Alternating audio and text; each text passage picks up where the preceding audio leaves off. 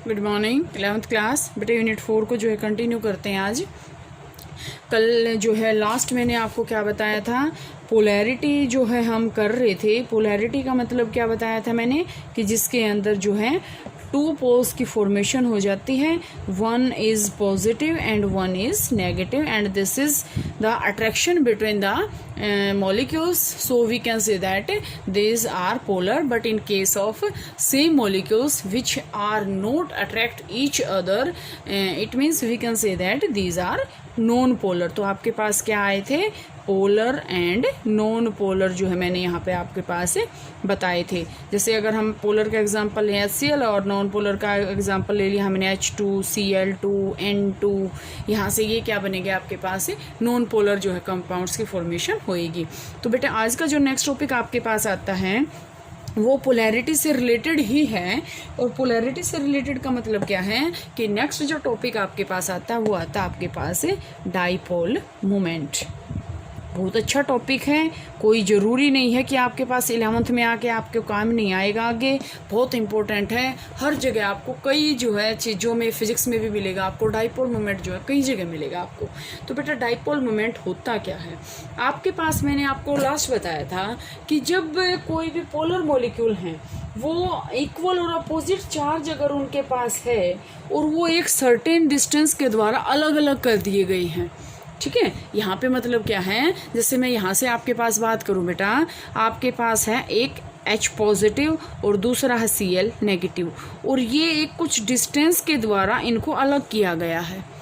अब यहाँ से अगर आपके माइंड में ये क्वेश्चन आए कि ये तो अलग होंगे ही नहीं क्योंकि ये एक दूसरे को क्या करेंगे, अट्रैक्ट करेंगे, लेकिन अट्रैक्शन अगर इनके बीच में अट्रैक्शन होएगा तो ये क्या बन जाएगा, HCl बन जाएगा।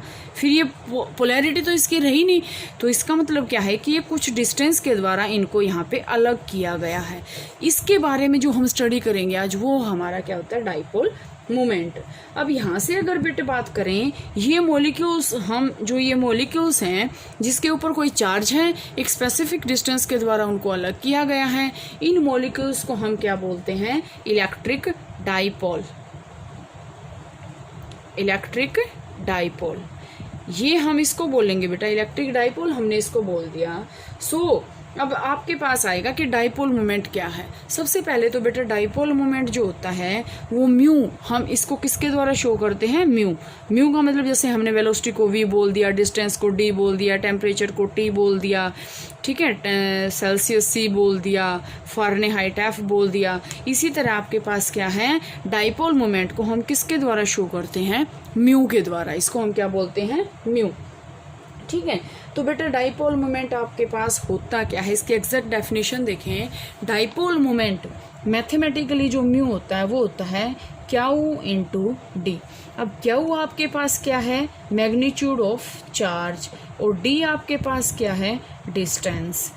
अब देखो यहाँ पे डिस्टेंस भी है और चार्ज भी है ना, डिस्टेंस ये हो रहा और चार्ज ये दोनों रहे। तो आपके पास बेटे इसकी डेफिनेशन क्या आएगी कि dipole moment is defined as the product of magnitude of charge either positive either negative between and the distance between the two charges. ये क्या है, ये आपके पास क्या है बेटे, प्रोडक्ट है। आप डाइपोल मोमेंट की अगर डेफिनेशन आपके पास आ जाए तो हम क्या लिखेंगे, product of magnitude of charge and distance between the two charges. ये हम इसको क्या कहेंगे, डाइपोल मोमेंट। इसके बाद बेटे आपके पास क्या होता है, जो डाइपोल मोमेंट की जो यूनिट होती है, अब जैसे हमने यहाँ से फाइंड आउट कर लिया कि म्यू आपके पास क्या आया, क्यू इंटू डी, चार्ज और डिस्टेंस। अब आपके पास ये आता है कि इसकी जो है यूनिट क्या है, ठीक है। तो यूनिट जो होती है बेटा इसकी, क्यू आपके पास किस ऑर्डर में आता है, क्यू अगर आपके पास गिवन है तो द बेस्ट वैसे इसका ऑर्डर क्या होता है, 10⁻⁻10 ESU। अब हम इस यूनिट की बात करेंगे, ESU, ठीक है। क्यू आपके पास ये है और डी आपके पास क्या होता है, डी आपके पास होता है बेटे 10⁻⁸ सेंटीमीटर, ठीक है। ये आपके पास ये इसकी मेजरमेंट है कि आपके पास देखो ध्यान से, मैं एक बार फिर से बता रही हूँ आपको, क्या होता है 10⁻⁻10 यू, और डी आपके पास होता है 10⁻⁻8 सेंटीमीटर। ठीक है, और आपके पास म्यू क्या था, क्यू इंटू डी। दोनों यूनिट को अगर हम मल्टीप्लाई कर देंगे तो इसकी आ जाएगी ना। तो आपके पास म्यू का जो ऑर्डर आएगा बेटे वो आपके पास क्या आएगा, 10⁻⁻18 ESU सेंटीमीटर, क्योंकि दोनों इक्वल है। मल्टीप्लाई है तो दोनों एज इट इज आएंगे। अगर ये नीचे होता है इसका तो हम सेंटीमीटर इनवर्स लिखते, लेकिन यहाँ पे सेंटीमीटर इनवर्स नहीं आएगा। तो ये आ गया बेटे। अब इसके बाद इसकी यूनिट जो होती है ना, इसको हम बोलते हैं बेटे D by unit. Capital word में हम इसको बोलते हैं D by unit and denoted by capital D. Dipole moment की यूनिट जो होती है वो डी बाई यूनिट होती है और उसको हम बोलते हैं डी। और 1D में जो है आपके पास कितना होता है, 1D मतलब 1 dipole moment is equal to 1 into 10⁻⁻18 ESU centimetre, ESU centimetre. अब आपके पास इसको यूनिट को अगर मैं छोटा करवाऊँ तो बेटा इस यूनिट की आपके पास कैलकुलेशन देखो बहुत लंबी है, कैलकुलेशन नहीं करेंगे। इसको जब हम इसकी वैल्यू सोल्व करेंगे ना, इसकी वैल्यू को रखेंगे तो यहाँ से बेटा आपके पास जो SI यूनिट आएगी ना, किसकी, डाइपोल मोमेंट की, वो आपके पास क्या आएगी, कूलम मीटर। क्योंकि डिस्टेंस की ऐसा यूनिट क्या होती है, मीटर, और चार्ज की यूनिट हमने क्या रख दी यहाँ पे, कूलम, C4 कूलम। ठीक है, कूलम। तो ये आपके पास क्या आ गई, यूनिट ऑफ डाइपोल मोमेंट। ठीक है बेटा, कूलम मीटर, या फिर हम इसकी जो वैल्यू पुट करेंगे यहाँ से आपके पास ये और नोट करना आपको कि आपके पास जो है 1 डाइपोल मोमेंट, इसकी वैल्यू रखने के बाद आपके पास ये नोट कर लेना आप, इसकी वैल्यू होती है 3.3564 इंटू 10⁻⁻30 कूलम मीटर। ये इसकी क्या होती है बेटा, SI यूनिट है, और ये इसकी मेजरमेंट है, मतलब ये जो है इतने के इक्वल जो है होता है। ठीक है, इसके बाद बेटे आपके पास ये क्वेश्चन मतलब कंसेप्ट है कि जो डाइपोल मोमेंट होता है ना, ये आपके पास एक वेक्टर क्वांटिटी होता है। फिजिक्स में आपने पढ़ा होगा, वेक्टर क्वांटिटी के ऊपर जो है हम ये एक एरो हेड लगा देते हैं। वेक्टर क्वांटिटी है ये आपके पास, ये एक मतलब क्रॉस एरो हेड जो हम बोलते हैं, ये ऐसे हम इसको करेंगे। टेल आपकी कहाँ जाएगी, सॉरी, जो आपके पास एरो जो है with the tail sitting at the positive centre, जो आपके पास ये है ये पॉजिटिव सेंटर की तरफ जाएगा, और हेड जो है pointing toward the negative centre. Head जो है वो आपके पास नेगेटिव की तरफ जाएगा। तो बेटे यहाँ से आपके पास ये डाइपोल मोमेंट था। इसके बाद बेटे आपके पास क्या आता है कि एप्लीकेशंस आती है डाइपोल मोमेंट की। एप्लीकेशंस और देख लो, एप्लीकेशंस आपके पास डाइपोल मोमेंट में क्या क्या आएंगी। तो बेटा फर्स्ट एप्लीकेशन अगर हम इसकी बात करें, एप्लीकेशंस का मतलब कि डाइपोल मोमेंट हमने पढ़ तो लिया, अब डाइपोल मोमेंट हमारे लिए यूज़ कहाँ कहाँ होगा।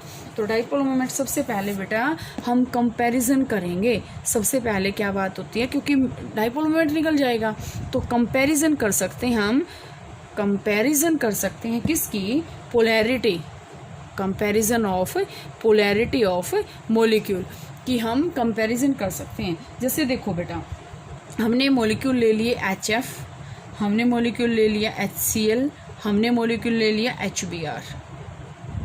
ठीक है, ये हमने 3 मॉलिक्यूल ले लिए। अब हमें पोलैरिटी को जो है मेज़र करना है। अब जैसे अगर हम डाइपोल मोमेंट देखें बेटा, गिवन है यहाँ से डाइपोल मोमेंट हम देखते हैं इसका आता है 1.09D।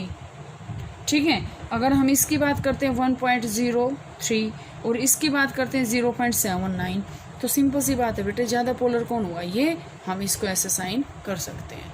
ठीक है, तो सबसे पहले आपके पास ये है। सेकेंड आपके पास इसका पॉइंट आता है बेटे कि हम जो है डिफरेंस कर सकते हैं, difference between polar and non polar, कि पोलर और नॉन पोलर मॉलिक्यूल्स के बीच में हम जो है डिफ्रेंशिएट कर सकते हैं कि कौन सा पोलर है और कौन सा जो है नॉन पोलर है। तो जैसे अब आपके पास मैं एग्जांपल लूँ, हमने यहाँ से मैं अभी बताया था, मैंने थोड़ी देर पहले H2 ले लिया, Cl2 N2 ले लिया, HCl ले लिया, HF ले लिया, HBr ले लिया। आपको यहाँ से जो है क्लियर हो जाएगा कि कौन से पोलर हैं और कौन से नॉन पोलर हैं। ठीक है। अब पोलर नॉन पोलर का मतलब क्या है, इनका म्यू क्या आएगा, 0, लेकिन इनका म्यू क्या आएगा, कुछ ना कुछ वैल्यू आएगी। मतलब ये क्या है, नॉन पोलर है और ये क्या है, पोलर है। इसके बाद बेटे ज्योमेट्री या फिर शेप भी हम इसकी जो है कर सकते हैं। ज्योमेट्री और शेप का मतलब क्या है कि यहाँ से आपके पास क्या होएगा कि जैसे आपके पास मैं एग्जांपल देती हूँ बेटा, H2O एंड CO2। अब H2O और CO2 की जो है दोनों देखो, 2 hydrogen plus 1 oxygen, 1 carbon plus 2 oxygen.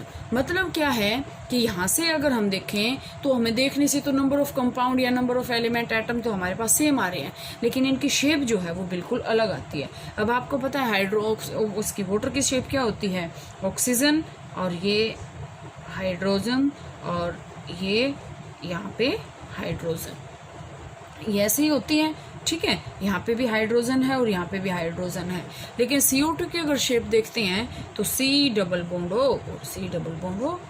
ठीक है, सबको पता है ये तो यहाँ से बेटे आपके पास क्या आएगा कि जो है देखो ध्यान से, अगर हम इसका डाइपोल मोमेंट देखेंगे तो वो आएगा 1.87, लेकिन अगर हम इसका डाइपोल मोमेंट देखेंगे तो 0 आएगा। आप यहाँ से मेरे को बता सकते हैं कि इसका डाइपोल मोमेंट 0 क्यों आ रहा है, क्योंकि बेटा इक्वली जो है, अगर हम यहाँ देखते हैं, यहाँ पे पॉजिटिव है, यहाँ नेगेटिव है, यहाँ नेगेटिव है, ये दोनों तरफ इक्वल चार्ज हैं, इक्वल चार्ज के मैग्नीट्यूड हैं, सॉरी इक्वल मैग्नीट्यूड के चार्ज हैं।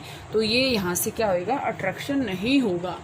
ठीक है, यहाँ से जो अट्रैक्शन या रिपल्शन, जो नेट रिपल्शन या अट्रैक्शन, अब क्या हो जाएगा, 0। तो यहाँ से आपके पास ये जो है शेप आ जाएगी। तो बेटा डाइपोल मोमेंट तक आप इसमें कर लेना।